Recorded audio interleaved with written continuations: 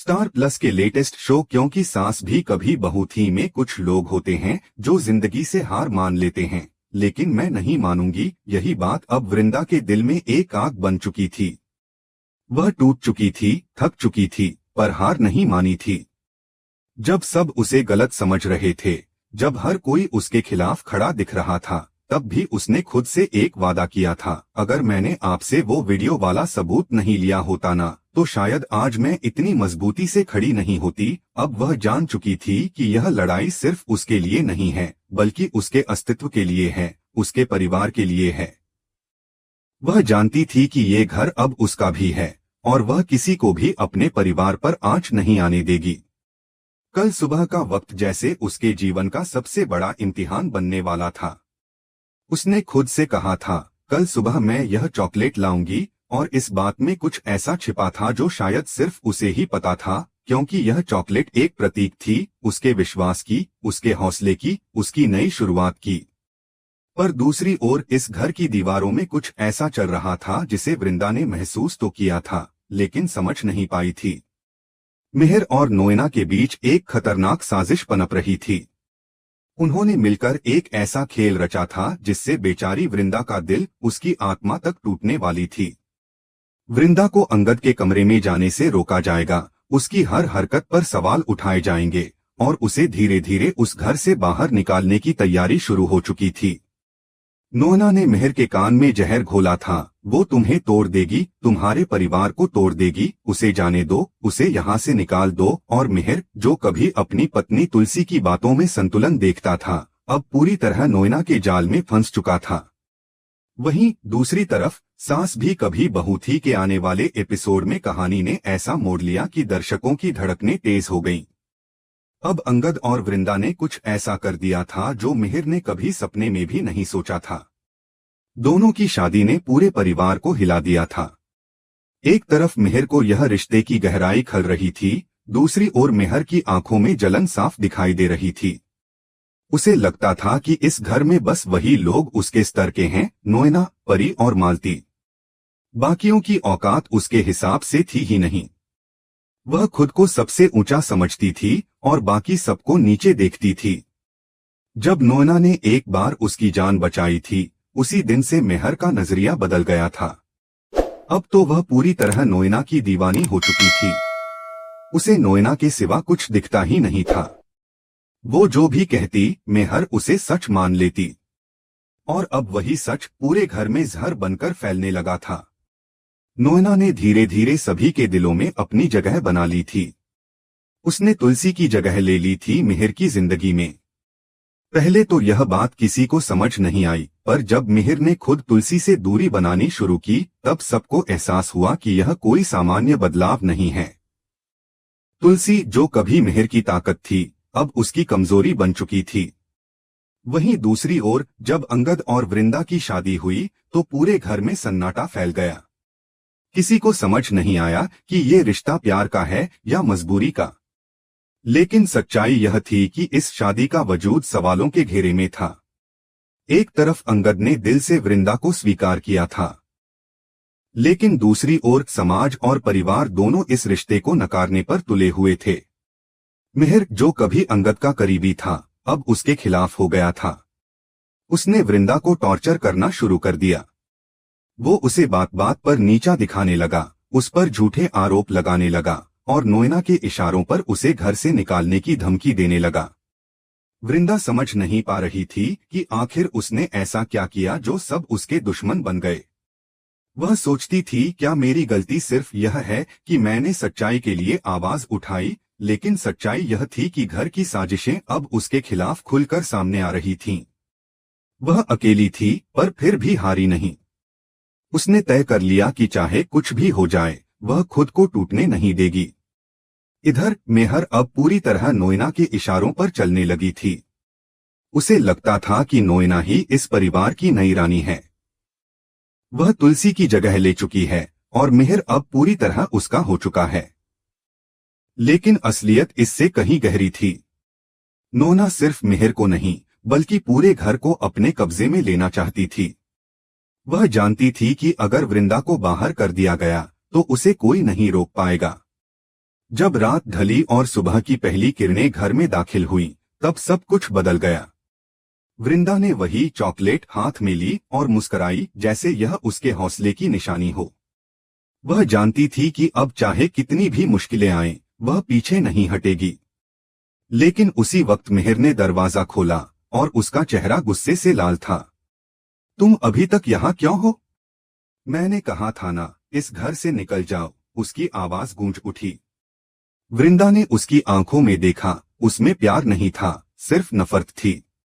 पर उसने शांत स्वर में कहा, ये घर मेरा भी है और मैं अपने परिवार को किसी साजिश का शिकार नहीं बनने दूंगी। यह सुनते ही नोएना पीछे से आई और मुस्कुराते हुए बोली, परिवार? कौन सा परिवार?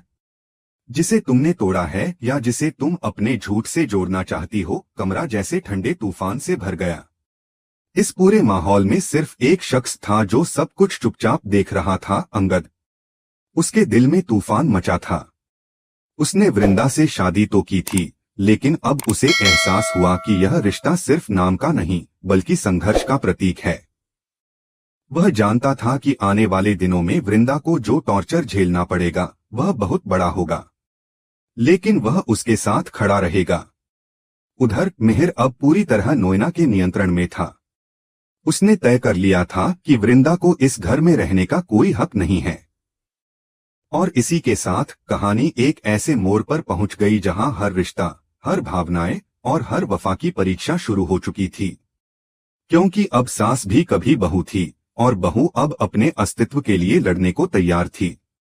वृंदा की जिंदगी में तूफान अब सच में दस्तक दे चुका था। जैसे ही वह अंगद के कमरे की ओर बढ़ी, उसके मन में बस एक ही बात थी, अपने पति से कुछ पल बात कर सके, अपने दिल की उलझने बांट सके। पर तभी पीछे से किसी ने उसका हाथ कसकर पकड़ लिया। पलटकर देखा तो सामने परी और नोएना थीं। उनके चेहरों पर ताने, नफरत और घमंड का अजीब सा मिश्रण झलक रहा था। नोएना ने व्यंग्य भरे लहजे में कहा, बहुत जल्दी भूल गई तू कि तेरी औकात क्या है। तेरी जगह इस आलीशान हवेली में नहीं, उस चौल में है जहां से तू आई थी। परी ने भी बीच में कहा, और यह मत समझ लेना कि इस घर की बहू बनकर तू यहाँ राज करेगी। तुझे इस घर में चैन से जीने नहीं देंगे हम। इतना कहकर दोनों ने उसका हाथ पकड़कर उसे बाहर की ओर खींच लिया। वृंदा के लिए यह सब किसी बुरे सपने से कम नहीं था। उसके मन में सवालों का तूफान था कि आखिर उसने ऐसा क्या किया जो सब उसके खिलाफ हो गए। परी का चेहरा अब किसी रानी की तरह अकड़ा हुआ था। वह अंगद की पुरानी दोस्त थी और हमेशा से चाहती थी कि वृंदा कभी इस घर का हिस्सा न बने। नोएना उसकी साथी बन गई थी, क्योंकि दोनों को ही वृंदा का सादापन और सच्चाई चुभने लगी थी। लेकिन वृंदा ने भी ठान लिया था कि वह इतनी आसानी से टूटेगी नहीं। उसने गुस्से और दृढ़ता से कहा, अगर अंगद ने मुझसे शादी की है तो वह रिश्ता मेरा गर्व है। तुम जैसी औरतें चाहे जितनी कोशिश कर लो, मैं हार नहीं मानूंगी। यह घर मेरा भी उतना ही है जितना तुम्हारा। उसके शब्दों में एक अडिग आत्मविश्वास था जो परी और नोएना के दिलों को चुभ गया। अब परी के चेहरे पर झुंझलाहट साफ दिखाई देने लगी थी।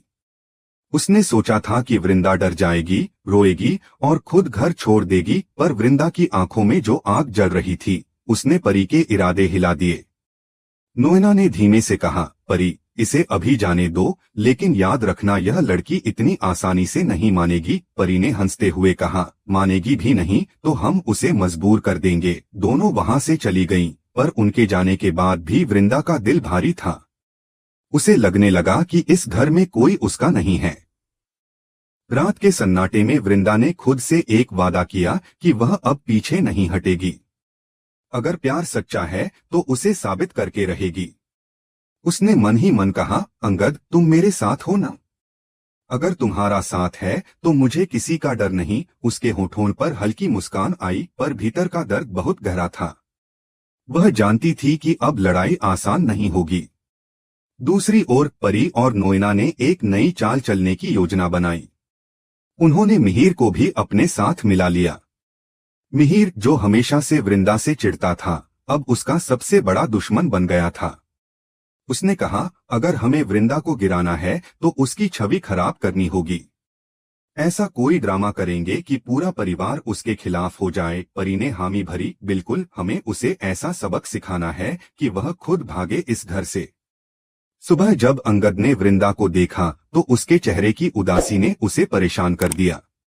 उसने पूछा, वृंदा तुम ठीक तो हो? वृंदा ने आंखें झुका ली और बोली, कुछ नहीं, बस थोड़ा थक गई हूँ। अंगद ने उसका हाथ पकड़ते हुए कहा, मुझे झूठ मत कहो, मैं जानता हूँ कि तुम्हें कोई परेशान कर रहा है। उसकी आवाज में चिंता और सच्चाई थी। वृंदा की आंखों से आंसू निकल आए, पर उसने कुछ नहीं कहा।